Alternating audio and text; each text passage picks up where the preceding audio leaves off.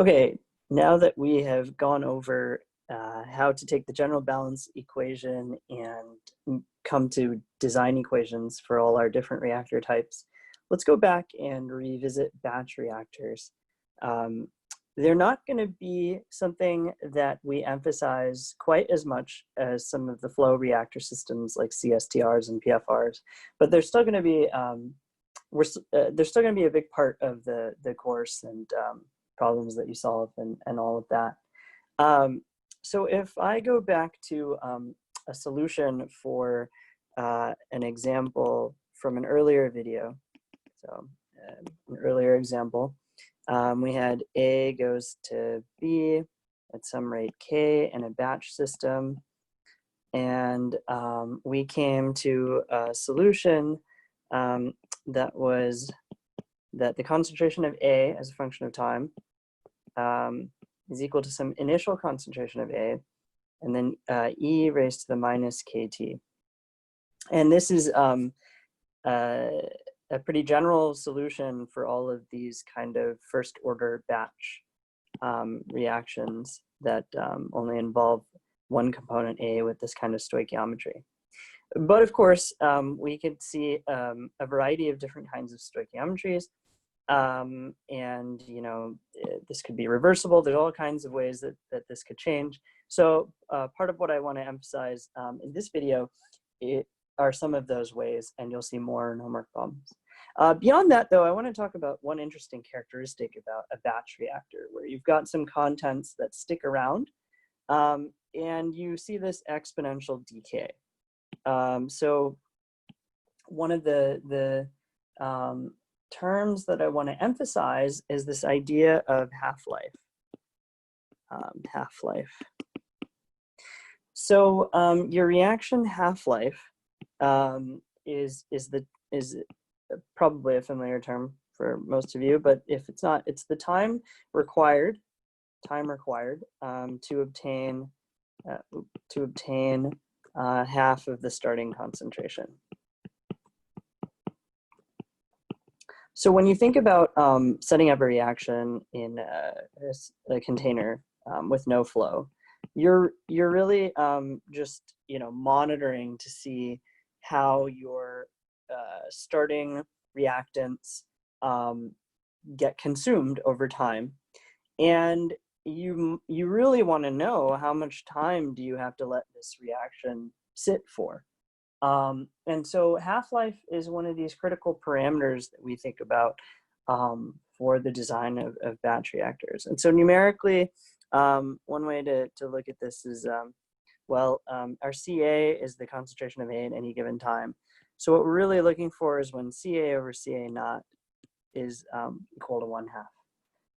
So if we were to just take this concept here, this mathematical definition, and connect it with this equation that we have here as the solution, at least for this kind of batch reaction. This is not the solution generally for any batch reaction, but for this case, if we were to then make the substitution, we can, for example, just set 1/2 equals 2, and now if we have moved the Ca to the denominator of the left-hand side, then we just have minus E raised to the minus KT. And we can give this little t here in this case a subscript that makes it more clear that what we're trying to find is this time that would be the half-life. And now if we take the natural log of both sides, we end up with T1/2 equals 0.693 over K. And this is our solution for half-life, which shows you that it depends on the rate constant, which makes sense, and that it's inversely proportional to the rate constant, which also makes sense. If we think about units, this is a rate constant for a first order reaction, and it has units of inverse time. So if we have inverse time here, in this solution, which you can always check out, you've got concentration units on the left-hand side. You've got concentration here as the coefficient, and then you've got what should be something that's non-dimensional, and you've got time times a unit of inverse time. And once again, in this in this half-life solution, you have an inverse time on the denominator, so that all checks out too. So I encourage you to do those kind of sanity checks as you're going through and looking at your solutions and just sort of thinking about what these expressions you derive might mean, or their accuracy. So anyway, being able to solve for half-life is a useful concept. In general, though, you might often be provided, your questions, just thinking about what kind of questions you might have, you might be given a rate and are then trying to figure out half-life. You might, have a half-life, try to figure out a rate. And again, you might not just be able to use this directly. You might have to do more here with a different scenario. Or you might be given a certain amount of, say, a certain number of moles of A that you want to convert to B. And maybe then you have to figure out the volume that you need to do this kind of conversion over a given time and a given rate. So it's just important to sort of think about what kind of variables you might be asked for. And I think batch reactors are the most intuitive here, because they're all the same things that you might wonder about if you were, cooking in the kitchen or brewing beer or setting up your flask for a chemistry reaction. So let's go ahead and do a little bit what I would consider maybe less intuitive, but more mathematical problem solving. We'll have a second example here. I'll just call it example 2, even though the other one was from an earlier video. And here we're going to just look at reactions occurring in parallel. So reactions in parallel. Okay, so I can redraw our batch reactor. It's still one batch reactor, but now we have 2 reactions occurring. We have A goes to B, and we're going to say this happens at rate constant K1. And we also have A goes to C. This reaction is happening at rate constant K2. All right, so let's think about where we begin. Let's go ahead and state some assumptions here. So assumptions.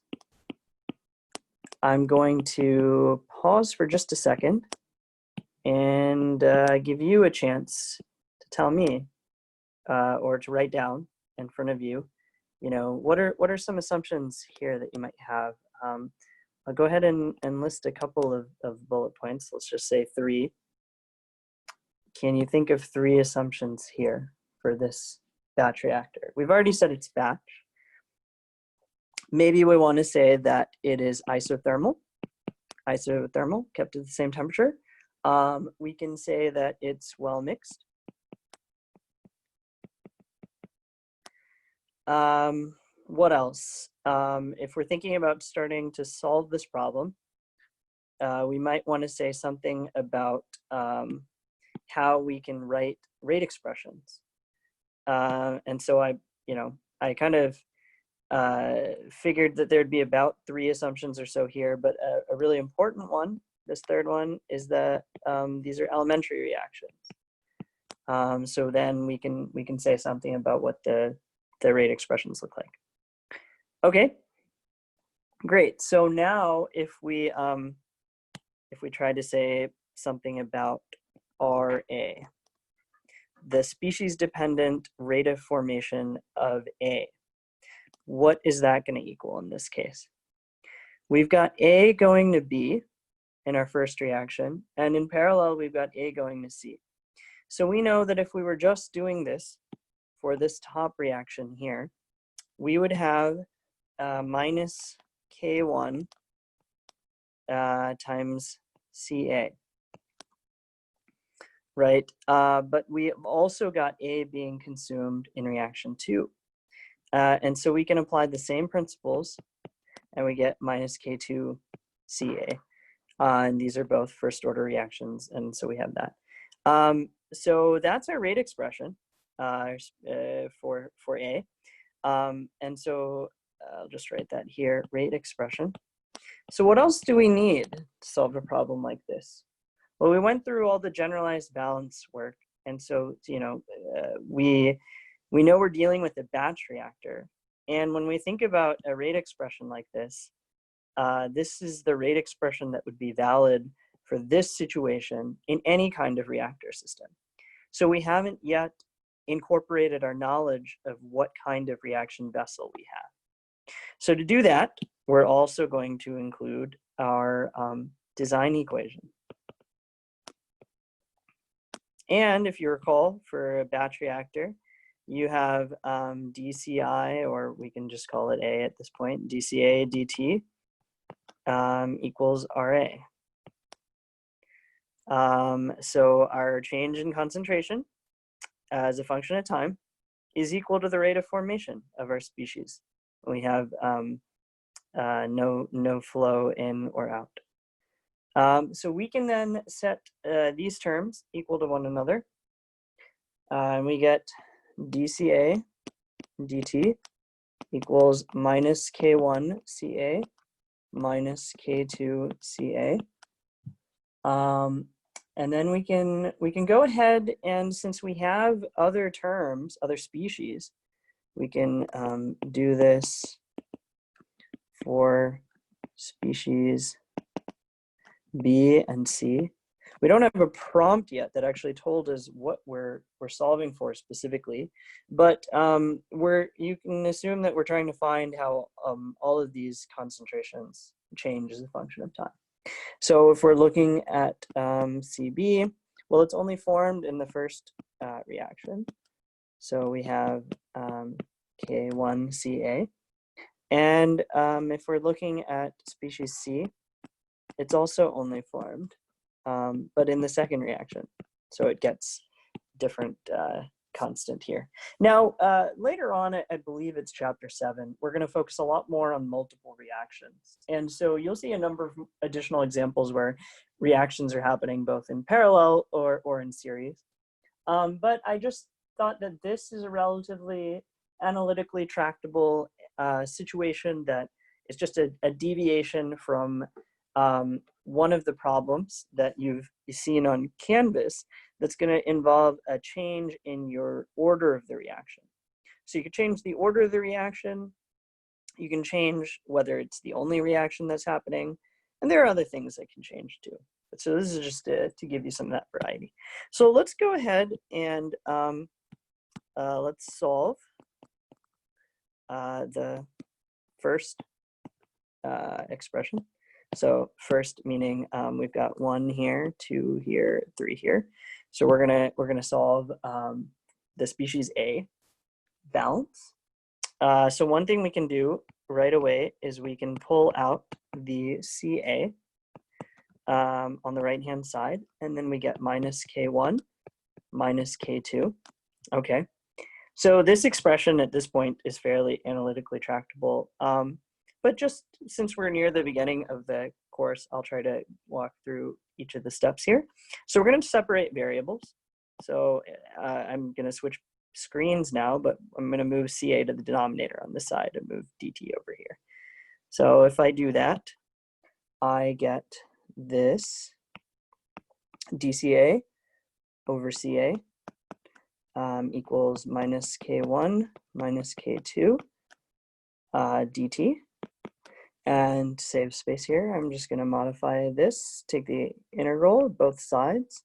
I'm trying to integrate over the whole batch reactor. And I'm integrating with these conditions. So, I'm basically saying an initial condition of CA equals CA naught at t equals 0.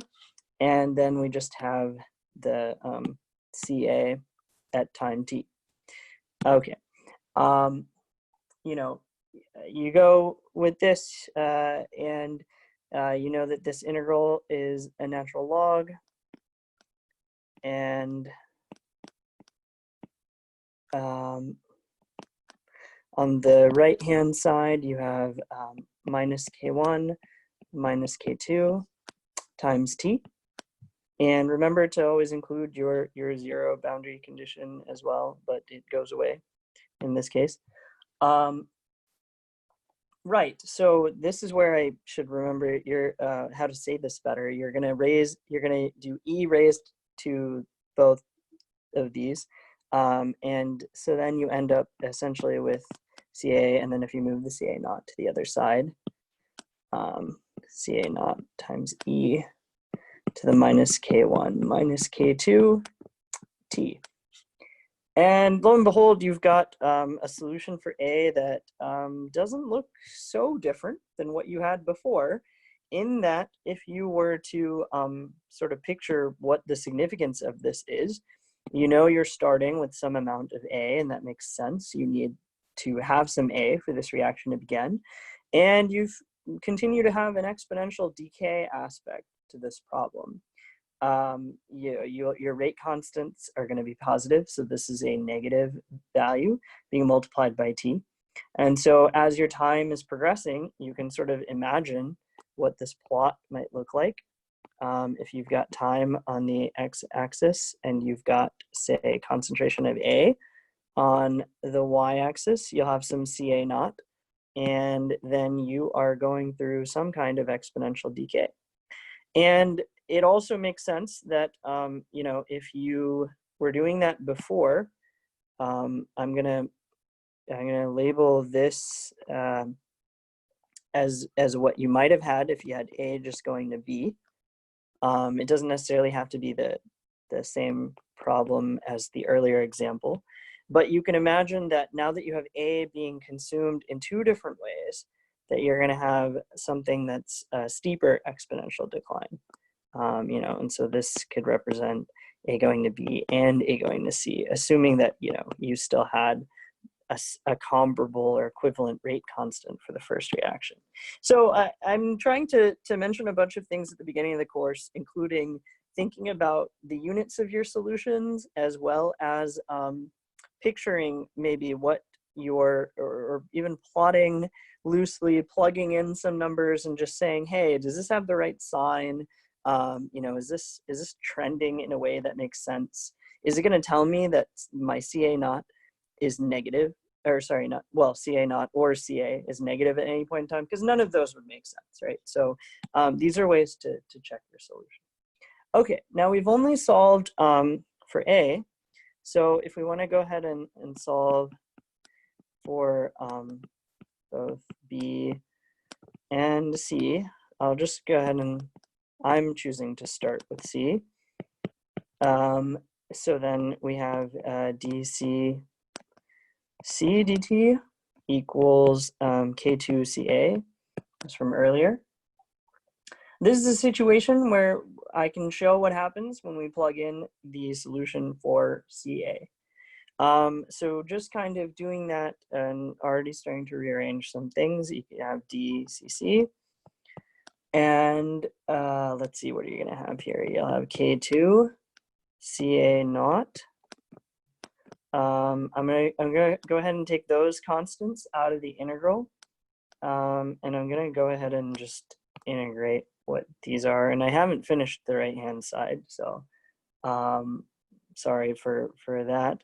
Also, I'm assuming here that I'm starting with 0 of species C. So if I want a more generalizable solution in case the batch reactor already has some C when I begin, then this should really be C naught. Okay, so I'm still in the process here of plugging in our solution for A, but I've removed the CA naught, and that's just times K2. So we know that what should be inside here should look like this. And I'm just going to rewrite it more clearly, kind of taking my time here a little bit more to make sure I don't lose track of the sign, have all my T's in the right place. Okay, so this is our full expression. Now we've got to do this integral. And while it might look like a lot, it's actually not that bad. Well, the left-hand side is trivial. And then on the right-hand side, we've got just this coefficient of constants for T and we're integrating an e raised to the something, so that's not that bad. So let me go ahead and write what that looks like. It's going to be Cc equals K2 Ca naught over negative K2 minus K1. And then we have all of that multiplied by e to the minus K1 minus K2 times T minus 1. And that's all in inside parentheses. So I want to make a quick observation here. I'd like to encourage you to try to do that integral on your own.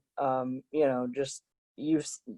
I think I didn't really skip that many steps here, but I just want to make sure that you know, you see where this 1 is coming from. So my note here is that sometimes the 0 boundary condition, the 0 or initial condition, gives you another term.